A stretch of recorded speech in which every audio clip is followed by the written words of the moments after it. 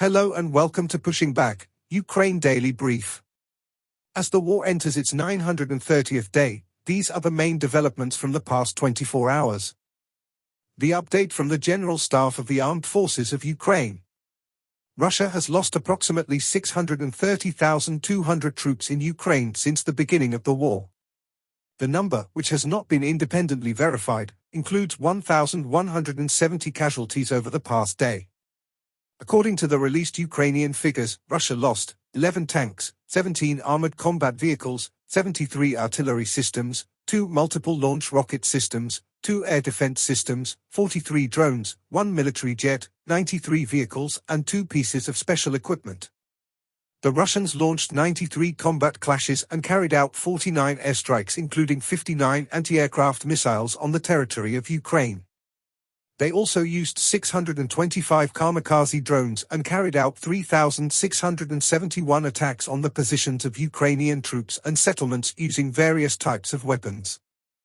In its latest intelligence update, the Institute for the Study of War, Russian forces began counterattacks along the western edge of the Ukrainian salient in Kursk Oblast and reportedly seized several settlements northeast and south of Koronivo on September the 10th and 11th. Available visual evidence suggests that Russian forces counterattacking in Kursk Oblast are operating in company-sized units and may be using elements of more combat-experienced units to conduct counterattacks. Russian forces may intend to temporarily bisect the Ukrainian salient in Kursk Oblast before beginning a more organized and well-equipped effort to push Ukrainian forces out of Russian territory. U.S. Secretary of State Antony Blinken and UK Foreign Secretary David Lammy arrived in Kiev on September 11 and reiterated support for Ukraine, but did not clarify current Western policy on Ukraine's ability to strike military objects in Russia with Western-provided weapons. The People's Republic of China continues to promote its alternative peace plan for the war in Ukraine.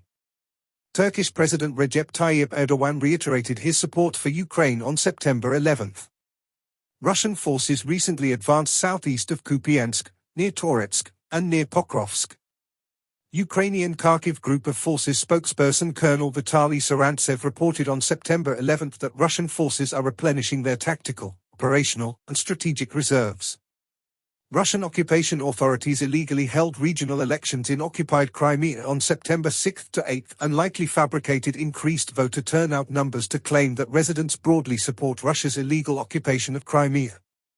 Zelensky met with the US Secretary of State and the UK Secretary of State for Foreign Affairs, and they spoke about 3 key areas. Firstly, strong US-UK support for Ukraine. President Zelensky expressed deep gratitude for the ongoing support from the US and UK, highlighting their leadership since the beginning of the full-scale war. He emphasized the importance of receiving permission for the use of long-range weapons from partners, crucial for Ukraine's defense.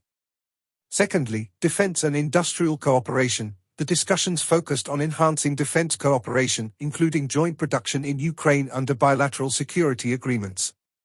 The president also welcomed new defense packages and praised the sanctions imposed on Iran for supplying ballistic missiles to Russia.